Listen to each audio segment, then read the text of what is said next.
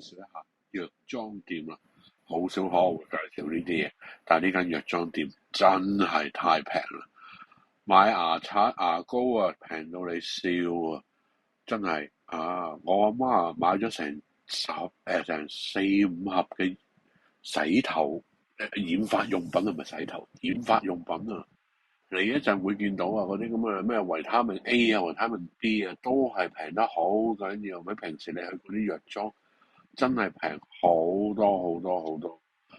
真係我行過之後我都覺得哇，平咁多嘅，唔係啊嘛？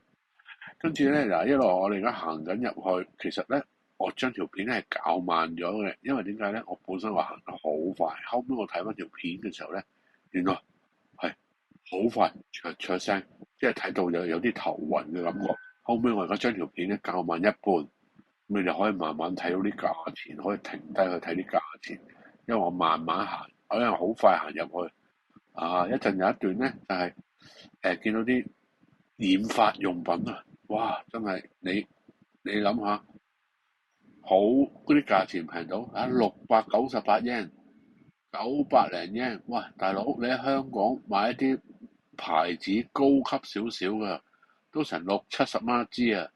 大佬呢度唔使啊，大哥平到你笑啊！真係，仲有啊！我嗰日朝頭早去，好早落到學落嚟，所以冇乜人㗎。我嗰日第一次入去嘅時候，晏晝啊，多人多到啊，哇，逼入去㗎。仲有啊，之後啲按摩膏、按摩貼啊，又係平到好緊要。